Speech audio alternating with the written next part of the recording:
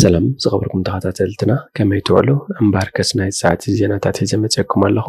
መጀመርታ ግን ኣርእስታቱ ተንካፍዕዮ ሰነዳዊ ፊልም ስውእቲ ሓርበኛ ኣዴና ፋና ተዛረብ ወይ ኮምሬድ ቀሪቦም ኣብ ጣልያን ክልተ ስደተኛታት ዝፀዓና ጀላቡ ብምጥሓለን ሓያሎ ስደተኛታት ሞይቶም ልዕሊ 3 ድማ ዳዮም ኣይተፈልጠን።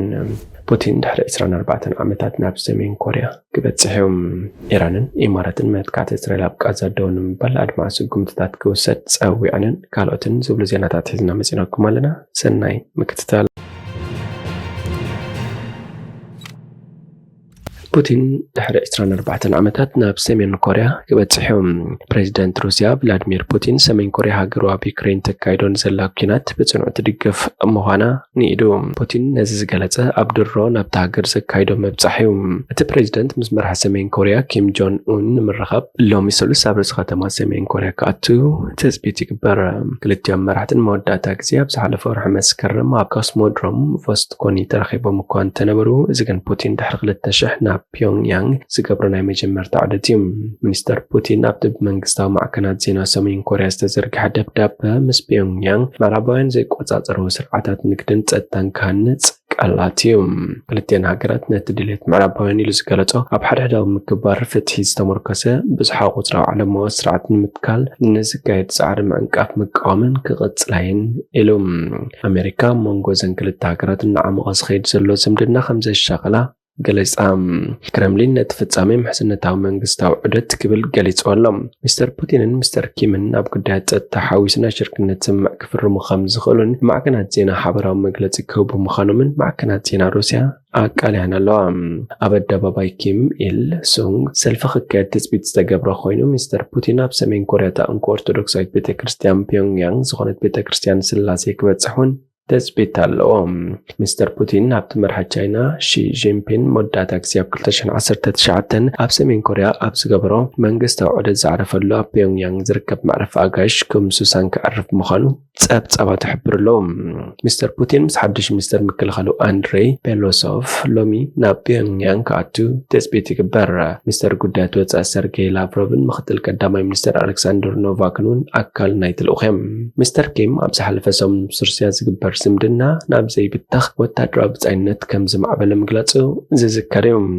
መራሕቲ ክልቲአን ሃገራት ኣብቲ ዝሓለፈ ዓመት ኣብ ዘካየድዎ ርክብ ሚስተር ፑቲን ምስ ሰሜን ኮርያ ወታደራዊ ምትሕብባር ምክያድ ተኽእሎታት ከም ዝረኣየ ክገልጽ እንከሎ ሚስተር ኪም ድማ ንፕሬዚደንት ሩስያ ኣብ ዩክሬን ዓወት ክኮነፀፍ ሰናይ ትምኒት ገሊጹሉ ከም ዝነበረ ዝዝከር እዩ። ዋሃብ ባይቶ ሃገራዊ ድሕነት ኣሜሪካ ጆን ኪርቢ ትማሊ ሰኔን ጋዜጠኛታት ኣብ ዝሃቦ መግለፂ ፑቲን ናብ ሰሜን ኮርያ ዘካይዶ ዘሎ ምብፃሕ ኣይኮንናን ተሻቒልና፣ እቲ ዘሻቕለና ዘሎ ኣብ መንጎ ዘን ክልተ ሃገራት እናዓመቐ ዝኸይድ ዘሎ ዝምድና እዩ ኢሉ። ኣብ ዩኒቨርሲቲ ካምብሪጅ ሓላፍ ፕሮግራም ጃፓንን ኮርያን ጆን ኒልሰን ራይት ሚስተር ፑቲን ኣሜሪካን መሻርክተን ንምምካት ኣብ ዝገብሮ ፃዕሪ ኣብ ግዜ ዝሕል ኩናት መሻርክቲ ሩስያ ምስ ዝነበረ ሃገራት ዝምድና ይሕየል ከም ዘሎም ገሊጹ። ሚስተር ፑቲን ኣብ 2000 ፕሬዚደንት ኮይኑ ምስ ተመርፀ ምስ መራሒ ሰሜን ኮርያ ዝነበረ ኣቦ ሚስተር ኪም ጆንግ ኢል ተራኺቡ ምንባሩ ዝዝከር እዩ። ጣልያን ክልተ ስደተኛታት ዝፀዓና ጀላቡ ብምጥሓለን ሓያሎ ስደተኛታት መይቶም ልዕሊ 3 ድማ ዳዮም ኣይተፈልጠን። ኣብ ገማግም ደቡባዊ ጣልያን ብዘጋጠመ ሓደጋ ምጥሓል ክልተ ጀላቡ ብውሕዱ 11 ሰባት ክሞቱ እንከለው ልዕሊ 3 ድማ ዳዮም ከም ዝጠፈ ሰራሕተኛታት ምድሓን ህይወት ገሊፆም። ጀርመናዊ ትካል ግብረሰናይ RESQ ሺፕ ትማሊ ሶኒ ትጥሕል ካብ ዝነበረት ካብ ዕንፀይቲ ዝተሰርሐት ጀልባ 51 ሰባት ከድሕን እንከሎ ኣብ ጥቓ ደሴት ላምፔዱዛ 10 ኣስከሬናት ከም ዝረኸበ ሓቢሩ።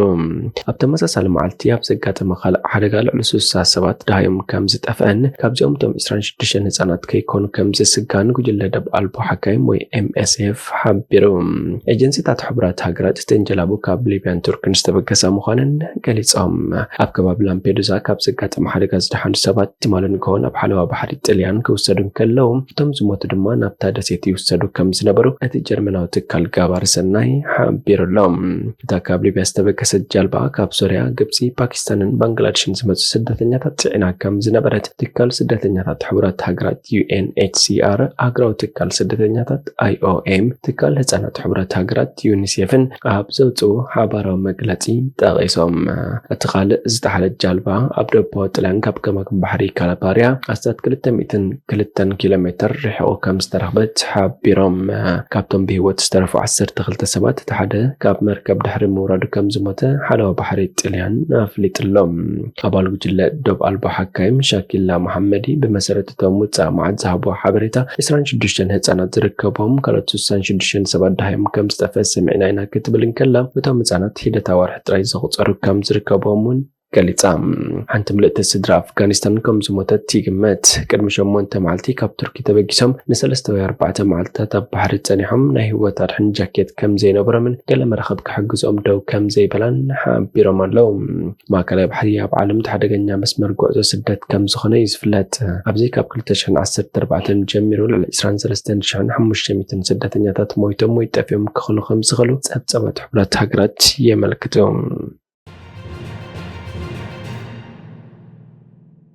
ኢራንን ኢማራትን መጥቃዕቲ እስራኤል ኣብ ጋዛ ደው ንምባል ኣድማዒ ስጉምትታት ክውሰድ የጽውዓ። ኢራንን ሕቡራት ኢማራት ዓረብን እስራኤል ኣብ ልዕሊ ዞባ ጋዛ ተካይዶ ዘላ መጥቃዕቲ ደው ንምባልን ሰብኣዊ ሓገዛት ናብቲ ቦታ ንምእታውን ኣድማዒ ስጉምትታት ክውሰድ ጸዊዐን። እዚ ዝኾነ ኣብቲ ግዜያዊ ሚኒስትር ጉዳያት ወጻኢ ኢራን ዓሊ ባገር ካኒ ምስ መዘንኡ ሚኒስትር ጉዳያት ወጻኢ ሕቡራት ኢማራት ዓረብ ሼኽ ዓብደላ ቢን ዛይድ ኣል ናህያን ብቴሌፎን ዘካይድዎ ዝርርብ ምዃኑ ጸብጻብ ማዕከን ዜና ሽንዋ ይገልጽ። ባገሪ ካኒ ነቲ እስራኤል ኣብ ልዕሊ ፍልስጥኤማውያን እትፍጽሞ ዘላ ተግባር ኣርሜናውን ገበናት ክብል ድሕሪ ምኹናኑ ሃገራት ኣስላም ኩሉ ዘለወን መሳርሒታት ተጠቂመን ንመጥቃዕቲ እስራኤል ኣብ ልዕሊ ዞባ ጋዛ ብዝሓፀረ እዋን ደው ከብላን ነቲ ነዊሕ ግዜ ዝጸንሐ ሽግር ህዝቢ እኹል ሓገዝ ከብጽሓን ጸዊዖም። ሚኒስትር ጉዳያት ወጻኢ ሕቡራት ኢማራት ዓረብ ብወገኑ ናብ ጋዛ ሰብኣዊ ሓገዝ ንምልኣኽን መጥቃዕቲ እስራኤል ደው ንምባልን ኣድማዕን ህጹጽን ስጉምቲ ክውሰድ ኣስሚሩሉ። ሃገር ጉባእ ከተበርክት ኣብ ጻዕሪ ከም ዘላውን ኣነጺሮ። ሰራዊት እስራኤል ኣብ ልዕሊ ጋዛ መጥቃዕቲ ካብ ዝጅምር ቁጽሪ ሞታት ፍልስጥኤማውያን 37,000 ከም ዝበጽሐን ቁጽሪ ዝቆሰሉ ሰባት ከ ልዕሊ 85,000 ከም ዝበጽሐ ሰብ መዚ ጥዕና ጋዛ ይሕብሩ ኣለዉ። ንሓርበኛ ስውእቲ ኣዴና ፋና ተዛር ወይ ኮምሬድ ኣመልኪቱ ዝወፀ ሰነዳዊ ፊልም ብቐዳም ዕለት 15 ሰነ 2024 ኣብ ኣዳራሽ ኮሰይ ብርእሲ ዓዲ ፊልም ፕሮዳክሽን ዝቐረበ ሰነዳዊት ፊልም ብዛዕባ ሓርበኛ ስውእቲ ኣዴና ፋና ተዛረ ወይ ኮምሬድ ቀሪቡ ነይሩ።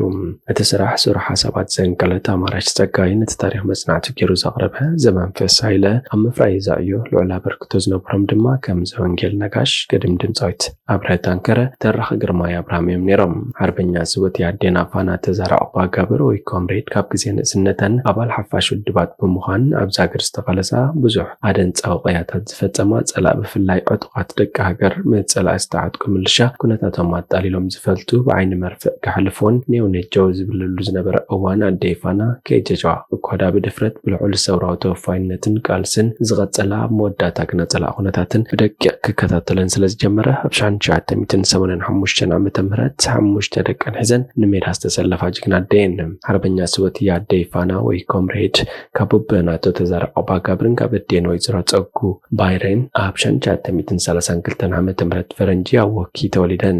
እዘን ካብ ግዜ ንእስነተን ናይ ምስትውዓል ክእለተን በላሕ ውፊት ኣደ ኩሉ ሃመን ቀልበን ንቓልሲ ወፍየን ዝሰርሓ ሓርበኛ ኣዴን ነይረን።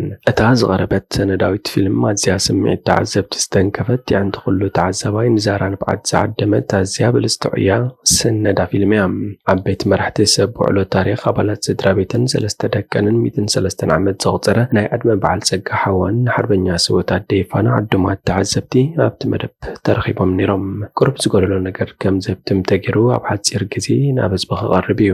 ኣዴይ ፋና ምስ ኣቶ ገብረስኪ ሓዳር ብምግባር ኣደ 7 ውሉዳትን ሓርበኛ ኣዴይ ፋና ኣብ 1990 ዓመተ ምህረት ተሰዊአን። እምበር ከስኸበርኩም ተኸታተልትና ናይ ሰዓት እዚ ዜና መሰናዶ ናብዚ ፍጸም ሓድሽ ዜናታት ምክትታል ሰብስክራይብ፣ ሼር፣ ላይክ፣ ኮሜንት ምግባር ኣይትረስዑ ኢኹም። ሰላም።